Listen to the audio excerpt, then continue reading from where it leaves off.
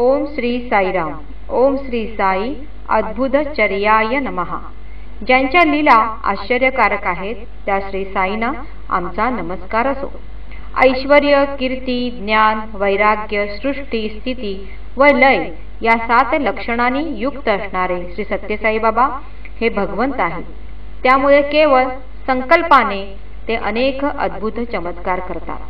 फार वर्षापूर्वी एके दिवशी चित्रावतीच्या वाळवंटात काही भक्तांसमवेत बसले असता स्वामींनी वाळूंवर काही रेखाटन सुरू केले। कोणीतरी विचारले, स्वामी हे काय रेखाटले आहे? त्यावर मंद स्मित करत स्वामी उद्गारले, लवकरच येथे नवीन मंदिर स्थापन होणार, त्याचा हा आराखडा आहे।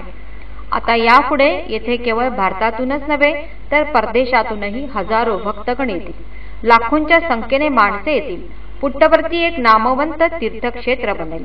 त्यावेळी हे ऐकताना काहींच्या मनात शंका निर्माण झाली, परंतु आज त्यातील प्रत्येक शब्द वास्तवात उतरला आहे। एवढेच नव्हे तर विद्यादानाचे कार्य, आरोग्य प्रदान करण्याचे किंवा पाणी पुरवठा मोफत देण्याचे अलौकिक कार्य स्वामींनी करून दाखवले। वस्तू संग्रहालय, पूर्णचंद्र साई कुलवंत अशी सभागृहे, हिलव्ह्यू स्टेडियम, तेथील भव्य दिव्य विविध मूर्ती, तारांगण, विद्यापीठ इत्यादी वास्तवात आणणे हे भगवंतांचे अद्भुत कार्य नव्हे काय?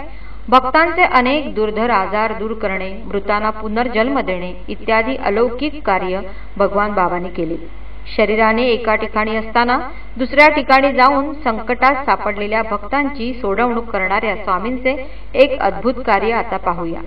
एक दिवस वृंदावन येथील आश्रमात असताना स्वामी डॉक्टर गाधिया नावाच्या भक्ताला म्हणाले, काल तुझ्या आईवडिलांना मोटार अपघातातून वाचवण्यासाठी मी कंपालाला गेलो होतो।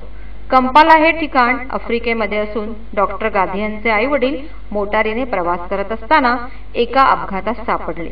त्यामध्ये त्यांच्या गाडीचा चक्काचूर झाला, परंतु त्या दोघांना विशेष इजा न होता ते त्यामधून सोडवले गेले।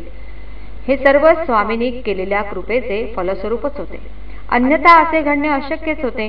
हे सर्व करत असताना स्वामी सर्व काळ देहरूपाने वृंदावन आश्रमातच होते व त्यांनी आपण केलेल्या कार्यासंबंधीची सर्व माहिती डॉक्टर गाधियांना दुसऱ्या दिवशी दिली, जी माहिती डॉक्टर गाधियांना काही काळानंतर कंपालाहून मिळालेल्या माहितीशी तंतोतंत जुळत होती। ओम श्री सत्यसाई नाथार्पणमस्तु।